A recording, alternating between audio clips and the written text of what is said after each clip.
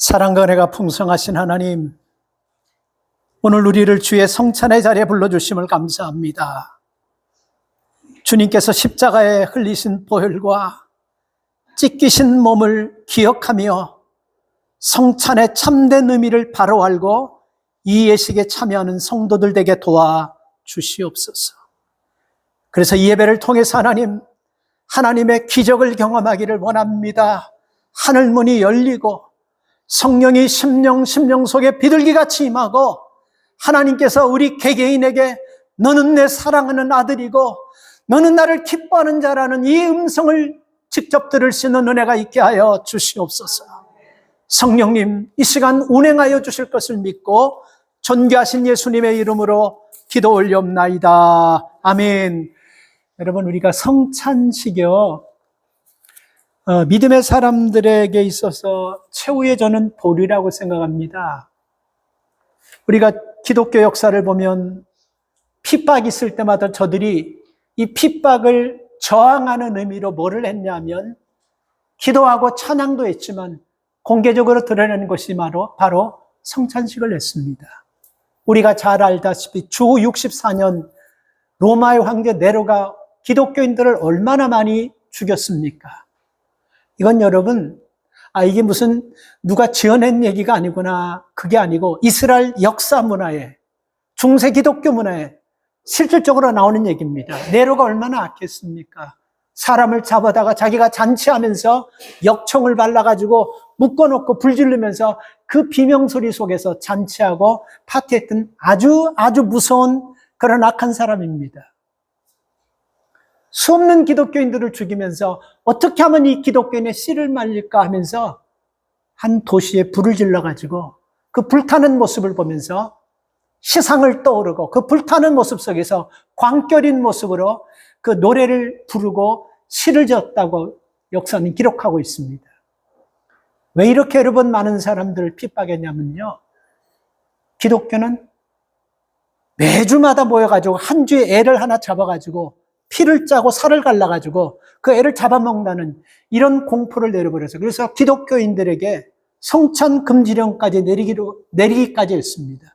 그래서 수많은 사람들이 희생하면서도 그들은 암묵적으로 한 것이 뭐냐면 성찬에 참여했습니다. 이거는 목숨을 건 신앙의 모습인 것입니다. 우리가 중국 문화혁명 모택동이 일으켰을 때 공식적으로 여러분 25만에서 30만 명의 기독교인들이 죽었어요. 그들이 죽으면서 마지막 최후에 모여서 한 것이 뭐냐면요, 메시지도 없었습니다. 누가 인도하는 사람도 없었어요. 그들은 큰 떡 하나를 떼놓고 그 포도주를 직접 만들어가지고 그 떡을 스스로 떼면서 그 빵 조각을 나누면서 이게 어쩌면 마지막 성찬이 될 줄도 모른다는 그런 믿음을 가지고 그 믿음을 지키다가 그들은 문화혁명의 희생자들로 수많은 사람이 죽었어요. 최근에 여러분 우리가 뉴스를 보면서 소말리아나 리비아나 예멘에서 그 무슬람 지파들이 막 들어와서 죽이고 막 그런 일들을 벌어지고 있는 것들이 지금 유튜브나 이런 뉴스를 통해서 보이지 않습니까? 그들이 여러분 목자를 잃어버리고 그들이 하는 것이 뭐냐면요, 성도들이 위로하고 격려하면서 빵을 하나 남겨놓고 뛰고 그리고 포도주를 나누면서 그들이 지키고자 하는 이 마지막 신앙을 성찬으로 버티고 있다라고 얘기하고 있습니다. 1787년에 프랑스 혁명이 일어났을 때도요, 그 프랑스 혁명이 일어나면서도 인본주의, 이성주의로 흘러가면서 참 믿음이 좋던 프랑스인들이 전부 다 기독교를 핍박하고 말살하고 억압하니까 목사들이 전부 다 산속으로, 숲속으로 다 도망가 버렸어요. 그래서 예배를 드리지 않습니다. 예배 드리면 그 모임에 있는 사람들을 잡아다가 감옥에 가두니까 누구도 여러분 내놓고 예배를 드릴 수 없는 그런 상황이었습니다. 그때 그들이 했던 것이 뭐냐면 성찬이었어요. 한 사람이 기독교인들의 가정을 다니면서 오늘도 습지입니다. 오늘도 습지입니다. 이렇게 한마디를 가정마다 남겨두고 그것을 전달하면서 떠나. 이게 무슨 뜻이냐면 그 뜻을 받아들인 사람은 압니다. 오늘도 습지입니다. 이게 무슨 뜻이냐면요, 정오가 되면 캄캄할 때 그 산속에 습지의 사람들이 모여가지고 성찬을 하는 겁니다.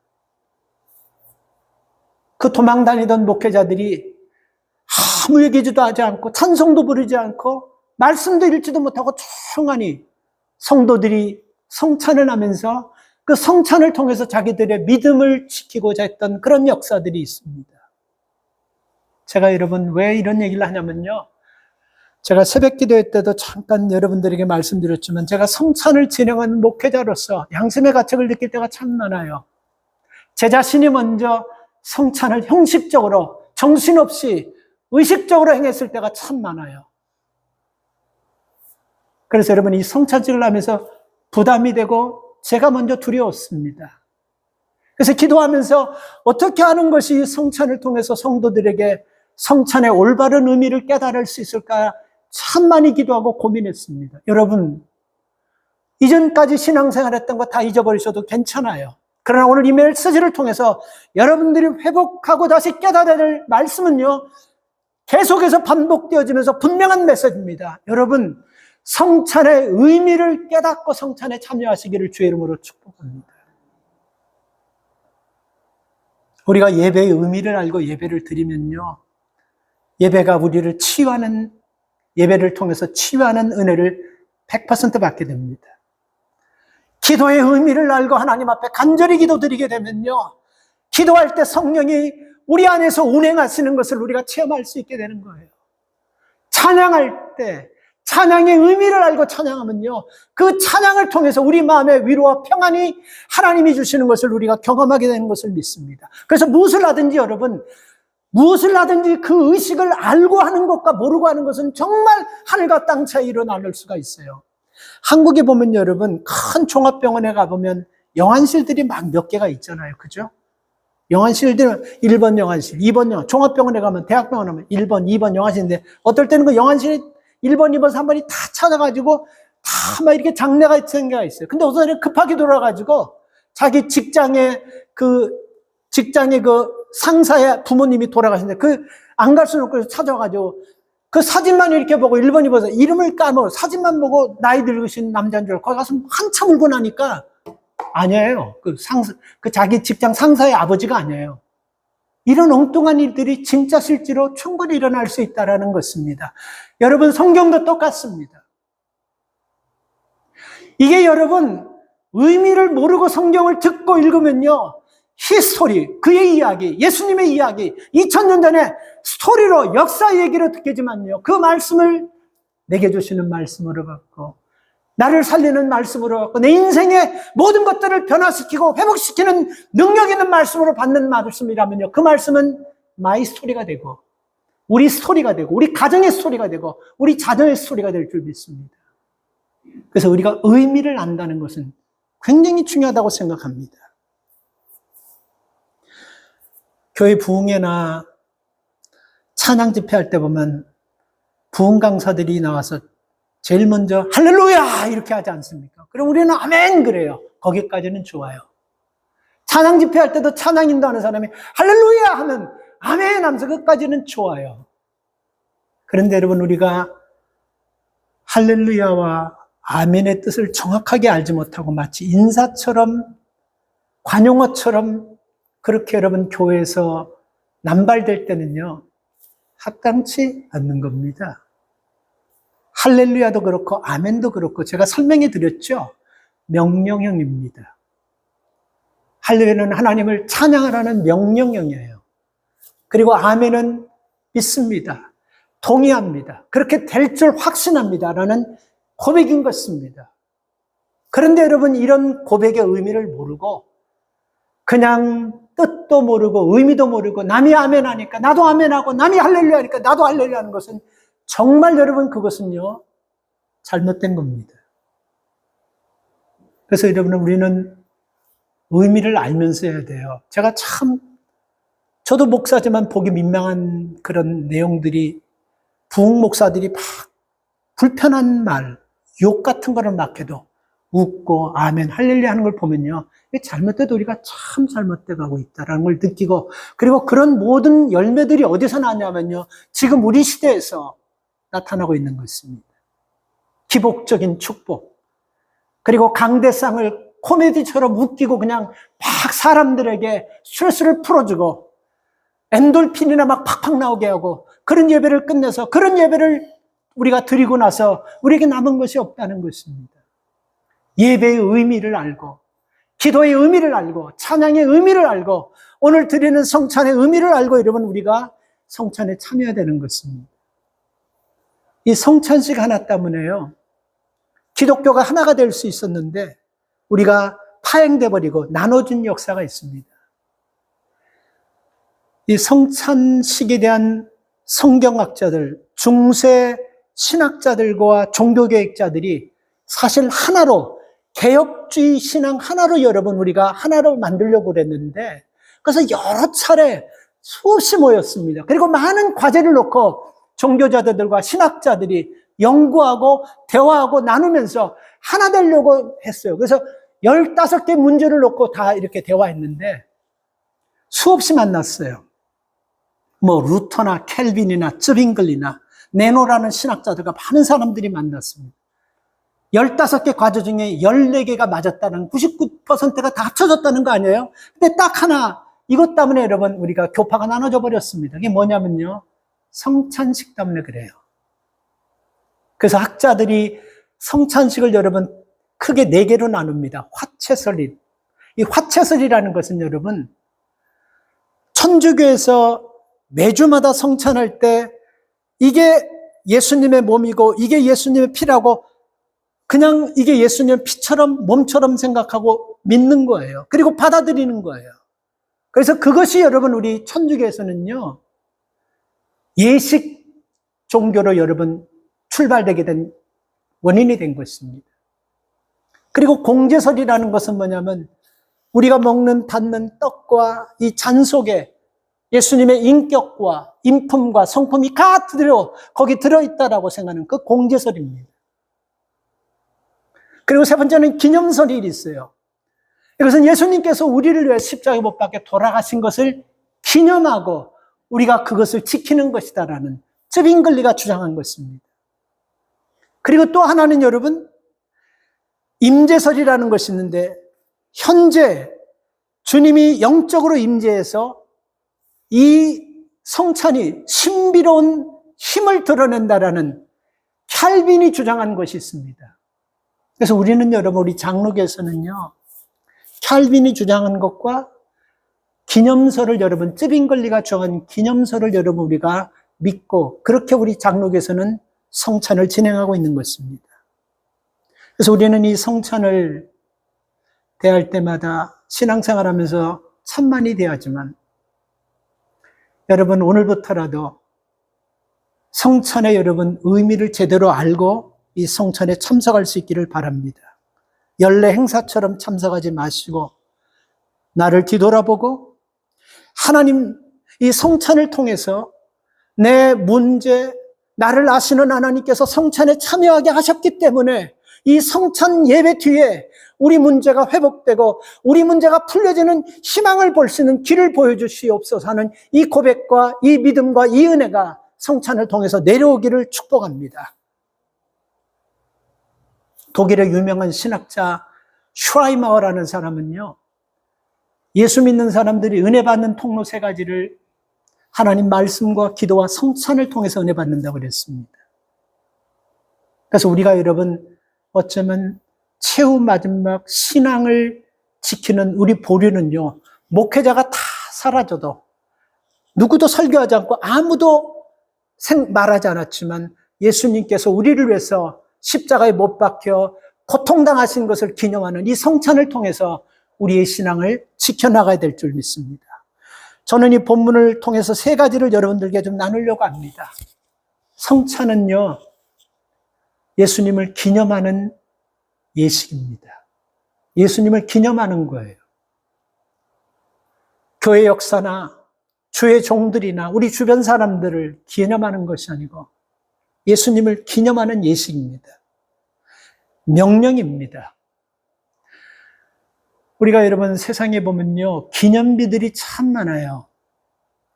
세계에서 가장 높은 기념비가 여러분 인도에 있는 구자라타주라는 곳에 있는 파데레 기념비로 이 파델 왕이라는 사람의 실제 이름 자체가 너무 길어요. 사르다, 다르발, 라브하이, 파델.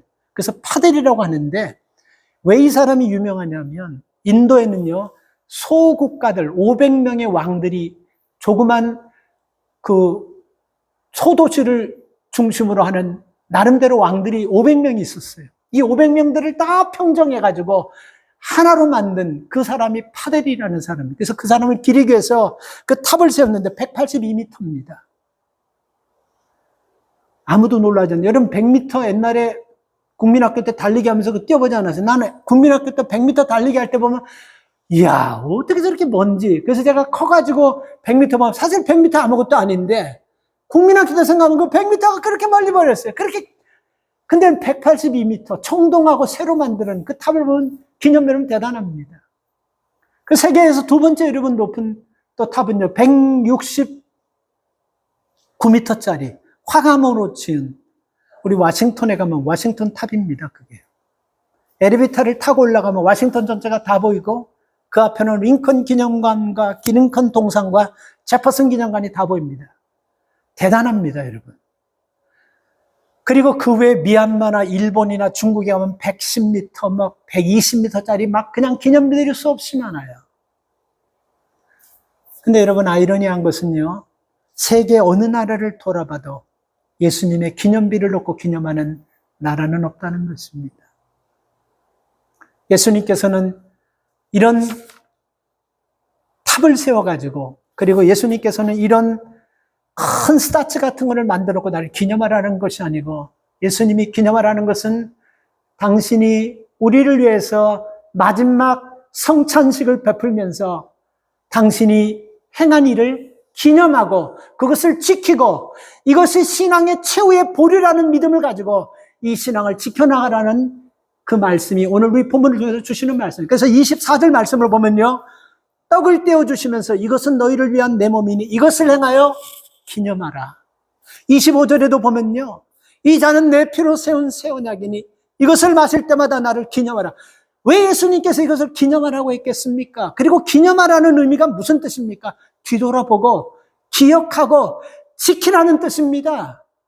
우리가 옛날을 생각하면서 아픔을 생각하고 서러움을 생각하고 다른 사람들에게 무시당함을 생각하면서 상처를 생각하라는 것이 아니고, 예수님께서 십자가에 못 박혀 돌아가시기 전에 우리에게 왜 이 일을 하셨는지 다시 기억하고 리뷰하고 다시 그 은혜를 회복하라는 뜻인 것입니다. 이것은 여러분 십자가 사건을 얘기하는 거예요. 예수님께서 십자가 못 박혀 돌아가신 것을 기억하라는 것입니다. 그래서 오늘 23절, 24절에 보면요, 예수님이 잡히시던 밤에 떡을 가지고 축사하셨다. 그리고 떼었다. 떼었다라는 이 말은 여러분, 큰 빵 한 쪼가리를 성찬식 할 때 칼로 썰어가지고 이렇게 막 토막토막 낸 것이 아니고 큰 빵 한 쪼가리를 떼어서 그렇게 뜨문뜨문 주신 거예요. 뭐를 상징하냐면요, 예수님께서 몸이 찢어지시는, 채찍과 창을 맞으며 찢어지고 너덜너덜해진 그 모습을 상징하는 것입니다. 이것을 기념하라는 거예요. 왜 예수님께서 이 십자가를 지시면서 이렇게 비참하게, 이렇게 수모를 당하면서 죽으실 수밖에 없었던 것은 우리의 죄값을 위해서 예수님이 치러주셨다는 것을 기억하라는 것입니다. 그래서 우리가 신앙생활하면서 힘들고 어렵고 나태해질 때마다 성찬을 통해서 허물과 죄로 죽을 수밖에 없는 나 같은 것을 위해서 예수님께서 살을 찢으시면서 마지막 성찬을 통해서 나눠주시고, 그리고 당신의 피를 흘리시면서 그 피가 이 잔과 같은 것이라는 의미를 주시면서 이거를 꼭 기념하고 지키라고 말씀한 것입니다. 그래서 이것은요, 그 칼빈이 얘기한 것처럼 신비로운 역사가 있습니다. 그래서 여러분, 우리가 성찬을 의미를 알고 성찬에 참여하면요, 잘 들어보세요. 개인에게부터, 가정에게부터 삶의 현장에 놀라운 변화가 일어납니다. 이런 것을 여러분 간증하고 예배하고 하는 것은 수천 수만 가지가 넘어요. 문제 있고 갈등 있는 부부가 여러분 성찬에 참여하면서 아무 얘기도 하지 않았는데 그 성찬 앞에서 여러분 이 문제가 해결돼 버렸고, 자식과의 문제가 해결돼 버렸고, 이웃과의 문제가 해결돼 버렸고, 형제자간에 막 난리치던 문제들이 성찬을 참여하고 나서 성찬에서 회복되는 수많은 기적과 신비한 일들이 일어나는 것입니다. 그래서 성찬의 의미를 알고 우리는 성찬에 참여해야 된다는 것입니다. 사도 바울이 이 말씀을 한 이유가 있습니다. 고린도 교회는 사도 바울이 개척하고 사도 바울이 세운 교회입니다. 참 도시 자체가 음란하고 그리고 도시 자체가 우상이 많고 교회가 세워지기도 예수 믿는 사람들이 그곳에서 은혜 받기도 불가능한 그런 도시에 그 고린도라는 도시에서 교회를 세워놓고 성장하고 교회가 많은 사람들이 모이기 시작했는데 무슨 문제가 생겼냐면요. 처음에는 그러지 않았지만 성찬의 의미를 잃어버리고 그 교회가 타락돼 버린 것을 놓고 안타까운 마음으로 사도 바울이 오늘 고린도전서 11장을 통해서 성찬의 의미를 깨닫는 것이 너희 교회의 문제를 회복하고 너희 한 사람 한 사람이 예수 안에서 변화되는 뜻이라는 것을 주시기 위해서 주신 메시지인 것입니다. 쉽게 얘기하면요. 그 당시에는 예배 다 끝나고 성찬을 냈어요. 그래서 예배 다 끝나고 성찬을 하는데 고린도 교회는 노예들도 종들도 가난한 사람들도 부자들도 많이 있었습니다. 배운 사람들도. 다 같이 예배를 드리는 거예요. 거기까지는 좋아요. 근데 예배 끝나고 성찬하다 보니까요. 이게 문제가 생겼습니다. 부자들끼리 예배 딱 끝나니까 모이는 거예요. 배운 사람들끼리 예배 끝나니까 딱 매일 모이는 거예요. 있는 사람들끼리, 비즈니스 하는 사람들끼리 모이는 거예요. 좀 가졌다는 사람들끼리 모이는 거예요. 그래서 자기들끼리 먼저 예배가 채 끝나기 전에, 성찬이 채 끝나기도 전에 먼저 마셔버리고 먼저 먹어버립니다. 심지어 여러분 포도주를 너무 많이 먹어서 취한 사람들도 있다고 역사는 기록하고 있습니다. 그러니 여러분 성찬을 통해서 하나님을 기념하고 예수 그리스도를 기념하고 우리가 주님 안에서 하나가 되어야 된다는 이 메시지를 우리가 성찬을 통해서 주었는데도 의미를 잃어버리니까 오히려 성찬을 통해서 가진 자와 없는 자, 배운 자와 배우지 못하는 자, 있는 자와 없는 자들에게 이질감을 주면서 회의감만 느끼게 만들어버린. 그래서 이 사도 바울이 아주 강력하게 책망하는 것이에요. 분별하고 먹고 구별하고 먹고 내 행위가 맞는지 안 맞는지 그것을 보면서 먹지 그러지 않으면 너희가 죄를 먹는 것과 똑같은 것이라고 사도 바울이 말씀하고 있는 것입니다. 그래서 여러분 나를 기념하라. 이 말씀의 의미는요. 예수님께서 인류를 위한 희생됨과 동시에 우리를 구원해 주시고 그리고 그 떡을 통해서 우리에게 새 생명을 주시는 그것을 기념하고 우리도 우리에게 받은 그 은혜를 나누면서 사는 그 은혜가 있기를 축복합니다. 두 번째는 여러분 다시 오실 주님을 전하는 겁니다. 26절 보면 우리가 이 떡을 먹고 이 잔을 마시는 것은 복음을 전하는 우리의 사명을 감당하라는 것입니다. 여러분 우리가 우리 주변에 있는 사람들에게 복음을 전하고 교회 나갑시다, 예수 믿읍시다 하면 어떻습니까 여러분? 잘 되지 않죠? 여러 번 했는데 불편한 소리 듣고 관계가 더 불편해지죠. 예수님 이거 아셔요. 이 세대가 여러분 강팍하고 이 세대가 세상을 쫓아가는 세대고 이 세대가 만모니즘을 쫓아가는 세대이기 때문에 하나님의 복음이 먹혀 들어가지 않을 걸 아시고 다시 처음으로 돌아갈게요. 성찬은 뭐라 그랬죠? 선포가 아니고 명령입니다. 명령한 거예요. 구리는요, 명령하면 그 자리가 전쟁의 자리건 평화의 자리건 그 자리가 어떤 자리건 명령하면 군인은 가는 거예요. 예수님께서 우리에게 명령하셔서 이거 지키라고 기념하라고 명령하신 거 이거 아시고 우리에게 주셨습니다. 그래서 우리는 성찬의 두 번째 의미는요. 다시 오실 주님을 그들이 믿던 믿지 않던 간에 우리가 전해야 될 그런 믿음을 가지라고 이 성찬의 두 번째 메시지를 주시는 것입니다. 세 번째는요. 자신을 살피는 의미가 있습니다. 27절 합당치 않게 먹고 마시는 자는 죄를 먹고 마시는 것이라고 얘기하고 있어요. 우리는 매일의 삶 속에서요. 가장 먼저 내 자신을 뒤돌아봐야 됩니다. 자신을 돌아보면요. 절대로 남에게 함부로 말하고 함부로 행동하고 함부로 못해요. 그래서 자신을 돌아보지 않기 때문에 내가 아무것도 아닌데 내가 특별하다고 생각하고 내 자신을 모르니까 여러분 우리가 함부로 하게 되는 것이거든요. 그래서 여러분 내가 성찬이건 뭐든지 간에 여러분 우리가 믿음의 삶을 살 때는요, 제일 먼저 내 자신부터 돌아봐야 됩니다. 목회자가 완전하기 때문에 말씀 전하는 거 아니에요. 그래서 목회자가 말씀을 준비하면서 제일 고통스러운 것은 지키지도 못한 말씀을 전해야 될 때가 참 고통스러울 때가 너무너무 많아요. 나를 먼저 돌아봐야 됩니다. 상대를 먼저 돌아봐야 됩니다. 그래서 여러분, 자신을 돌아보면서 합당치 않게 먹고 마시지는 않지 살피라고 오늘 본문은 말씀하고 있다는 것입니다. 여러분, 우리가 심지어 차 한 잔을 마시더라도 차도라는 것이 있지 않습니까? 그죠? 술 먹는 사람은 여러분, 주도라는 것이 있습니다. 그 도에 맞게끔 먹고 마시면요, 문제가 생기지 않아요. 도를 떠나버리기 때문에 문제가 생기는 것입니다. 오늘 여러분이 본문에서 분명히 말씀하고 있습니다.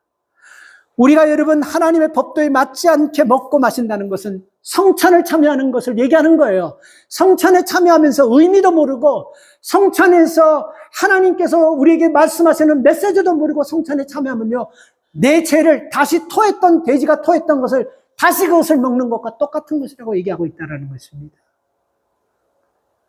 다 잃어버리세요. 이거 하나는 꼭 기억하십시오.